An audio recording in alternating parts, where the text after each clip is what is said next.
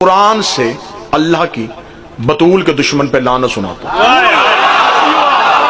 قرآن سے، پھر اس کے بعد تو کوئی اعتراض نہیں۔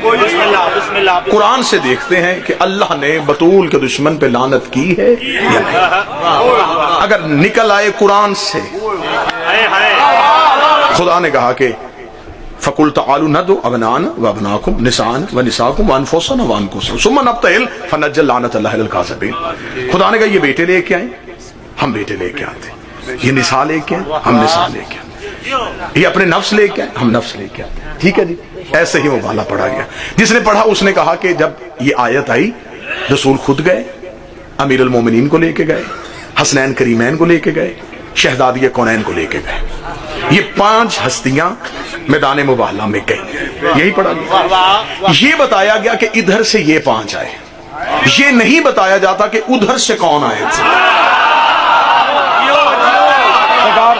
معرفت والے یہ بتایا گیا کہ ادھر سے یہ نہیں بتایا گیا کہ ادھر سے کون آئے، ادھر سے یہ 5 آئے، ادھر سے کون آیا تھا۔ عقل تسلیم نہیں کرتی کہ ادھر سے عیسائیوں کی عورتیں آئیں اور نبی مقابلے پہ سیدہ کو لے جائے۔ عقل تسلیم نہیں کرتی کہ ادھر سے پادری آئیں، ادھر سے علی چلے جائیں۔ یہ کوئی مقابلہ نہیں ہو رہا۔ پھر یہاں ممبر سے ایک دلیل پڑھی جاتی ہے۔ میں انتہائی معذرت کے ساتھ امام حسین کا سب سے چھوٹا ذاکر ہوں، میں پہلے دلیل پڑھوں گا، اس دلیل کے بعد پھر اس دلیل پہ تحقیق پڑھوں گا۔ دلیل یہ دی جاتی ہے کہ یہی 5 تن اس لیے گئے تھے کہ خدا نے قرآن میں کہا تھا کہ سچے لے کے آنا، جس نے ماں کی گود سے لے کے اب تک جھوٹ نہ بولا ہو، لہذا نبی انہیں لے کے چلے گئے۔ مجھے معاف کیجئے گا، یہ ان کے عقیدے میں بڑی بہترین بات ہوگی، لیکن اس میں توہین ہے۔ نبی کے گھر میں سچوں کی کمی نہیں تھی، یہ توہین ہو گئی۔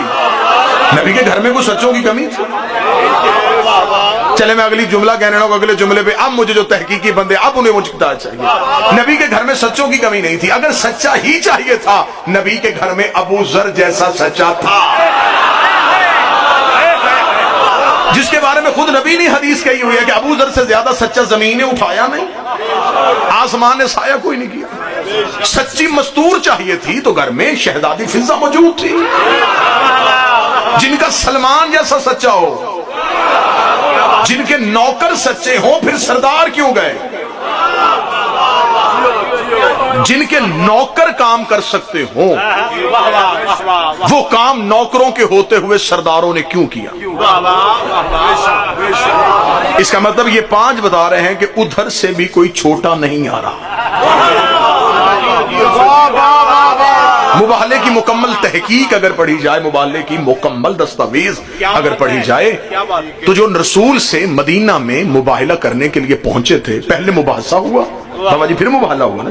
جو مباحثہ کرنے کے لیے آیا وہ عیسائیوں کا کوئی چھوٹا موٹا پادری نہیں تھا، ابو الحارث، 120 سال اس کی عمر تھی، جناب عیسیٰ کے ساتھ اس کا توسل تھا۔ یہ اپنے 2 جانشین عبد الوسی عبد المسیح دونوں کو ساتھ لے کے آیا تھا، 70 چنیدہ پادری یہ ساتھ لے کے آیا تھا۔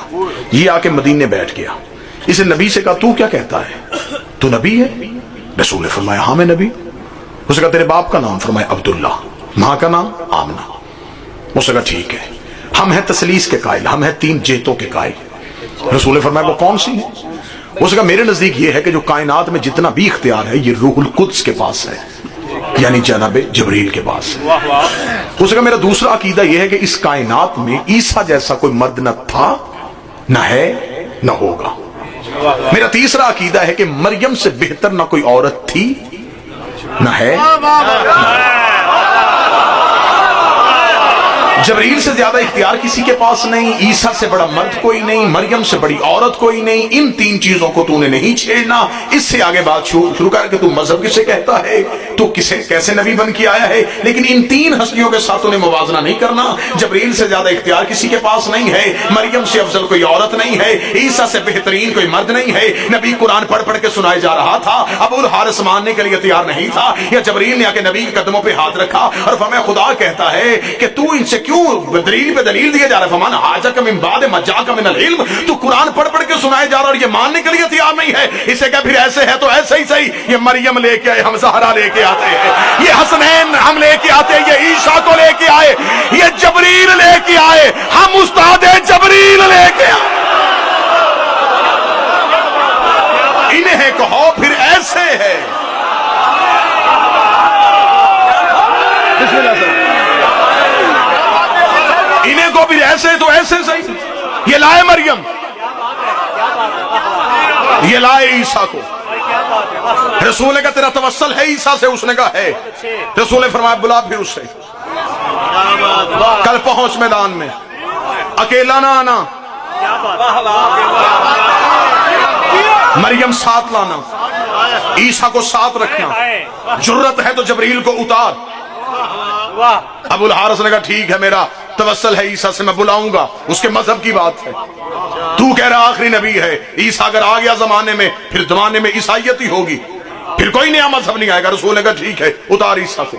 ابھی یوں ابو الحارث اٹھ کے گیا ہے، مرکزی مسجد کے دروازے پہ نہ پہنچا. یہ جبریل نے اگر دوبارہ قدموں پہ ہاتھ رکھے، اس نے کہا خدا کرے اسے واپس بولا. اسے کہا اکیلا نہ آنا، ہم نے بھی اکیلے تجھے نہیں بھیجنا. ثم نبتہل فنجعل لعنت اللہ علی الکاذبین، پھر ہم لعنت کو بھی بھیجیں گے اور دنیا کو بتائیں گے جو بھی ان کے مقابلے پہ آئے گا.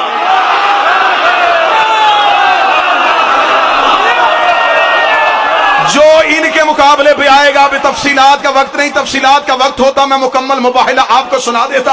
ادھر سے رسول پنجتن کو لے کے رسول پنجتن کے ساتھ ادھر میدان مباحلہ میں پہنچے. قرآن کی عزت اور تقدس کی قسم ہے، کتابیں لکھتی ہیں. ادھر سے ابو الحارث ایک پہاڑ کے دامن میں عیسیٰ کو بلا رہا تھا. اترا عیسیٰ، اترا مریم، بچا لے آج ہمارے مذہب کو، آج عیسیٰ تیری عیسائیت بچنے کا وقت ہے. اتار کو مریم کو، اترا عیسیٰ. ابھی عیسیٰ سے توسل ہو رہا تھا. ادھر سے پنجتن نہیں اترے. خدا نے کہا میں نے مباحلے کے میدان میں لعنت کو بھیج دیا تھا. مسجد کے مولوی سے لے کے مکے کے مفتی تک مجھے کوئی بتائے کہ خدا نے قرآن میں لکھا ہو کہ جب عیسائیوں نے معافی مانگ لی وہ لعنت واپس چلی گئی ہو، یا وہ لعنت رحمت کی صورت میں بدل گئی ہو. لعنت مباحلے کے میدان میں انتظار کر رہی تھی کہ کوئی پنجتن کے مقابلے پہ آئے، کوئی پنجتن کے مقابلے پہ، کوئی پنجتن کے مقابلے پہ آئے، کوئی پنجتن کے مقابلے پہ آئے. عیسائی اپنے موقف سے ہٹ گئے. عیسائیوں نے معافی مانگ لی. لعنت نے سفر کرنا شروع کر دیا. تھوڑے عرصے بعد انہیں پنجتن میں ایک بی بی کے میدان میں جا کے کھڑی ہوئی. بی بی نے دربار میں جا کے کہا مجھے میری جگیر دے. اس نے کہا تیرے پاس کوئی گواہ ہے تو لے کے آ. بی بی نے کہا میرا علی گواہ، میرا حسن گواہ، میرا حسین گواہ. اس نے کہا میں تیری گواہیوں کو نہیں مانتا. بی بی نے کہا میں بھی جگیر لینے نہیں آئی، مباحلے والی لعنت واپس پہنچانے. میں بھی تجھ سے